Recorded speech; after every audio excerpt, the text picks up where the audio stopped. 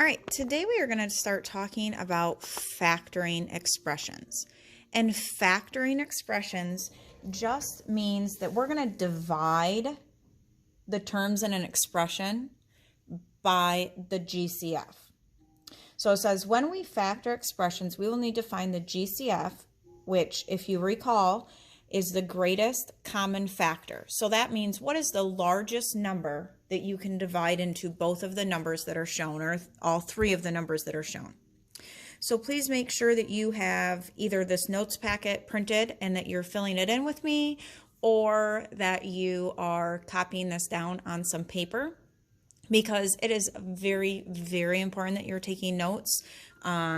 It's very difficult to do well in math now that you're in the higher grades if you are not taking notes. So the first thing we do is look for the greatest common factor. And then, like, when we're looking at the numbers, what we're doing is we're saying, okay, what number did I distribute to create this new expression? So we're kind of like working backwards. So remember, we said the number that we distributed was like a fireman. So you're saying, okay, what number could I have multiplied both of these by to get these new numbers? Feel free to pause and re-watch the video as many times as needed. Obviously, just watching it one time through while trying to write all the notes is probably not going to give you the best amount of information. All right, so our success criteria, we're going to show each term being divided by the GCF. It says write your factored answer with the GCF as the distributed number or the fireman. And then I just reminded you, divide each term by the GCF. So we're going to take a look and we're going to start this.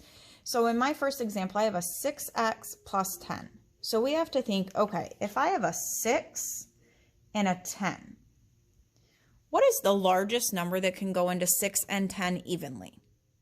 So I know 6 can go into 6. So I know that to get 6, I can do 1 times 6. But I know 6 doesn't go into 10.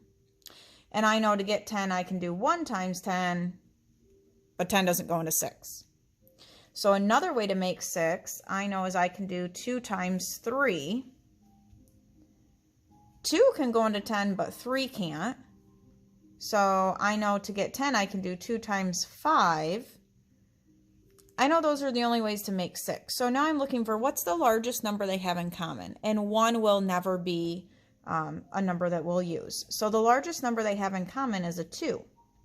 So that means I'm going to factor out a 2, or I'm going to divide out a 2. So I'm going to put a 2 right here, and then I'm going to do my parentheses. Now 6 divided by 2 gives me 3, and I'm going to keep my variable of an x. I have a plus 10 or a positive 10 divided by 2 gives me a positive 5. So we divided by 2, we divided by 2. Now to check it, we're simply going to distribute it. So 2 times 3x. Is 2 times 3 6? Yes, it is. Keep my x. 2 times positive 5. 2 times 5 is 10. I checked it because I know once I distributed, I got the same answer as I started with. So my factored expression, my working backwards, is 2, and then in parentheses 3x plus 5. All right, go ahead, and I want you to see if you can figure out what the GCF is with letter B, the 4y plus 20. So pause the video, see if you can figure out the GCF, and then restart the video. So I know the ways to make 4 are 1 times 4 and 2 times 2.